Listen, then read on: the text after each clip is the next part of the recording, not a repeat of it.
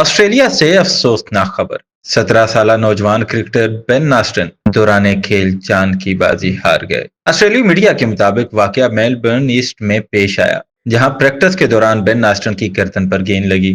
زخمی حالت میں انہیں فوری طور پر اسپتال منتقل کیا گیا، مگر ڈاکٹرز ان کی جان نہ بچا سکے۔ کرکٹ وکٹوریا کے مطابق گیند بال تھروئنگ ڈیوائس سے پھینکی گئی تھی اور اگرچہ بین ناسٹن نے ہیلمٹ پہنا ہوا تھا، مگر اس کا اسٹم گارڈ موجود نہیں تھا۔ حکام کا کہنا ہے کہ یہ واقعہ بالکل ویسا ہی ہے جیسا 11 برس قبل فلپ ہیوز کے ساتھ پیش آیا تھا۔ کرکٹ آسٹریلیا کلب انتظامیہ اور بین ناسٹن کے اہل خانہ نے واقعے پر گہرے دکھ اور افسوس کا اظہار کیا ہے۔ کرکٹ برادری شدید صدمے میں ہے اور کھلاڑیوں نے سوشل میڈیا پر نوجوان کرکٹر کو خراج عقیدت پیش کیا ہے۔ ماہرین ایک بار پھر کھیلوں میں حفاظتی اقدامات کے فقدان پر سوالات اٹھا رہے ہیں۔ کرکٹ برادری میں اس سانحے نے سوگ کی فضا قائم کر دی ہے۔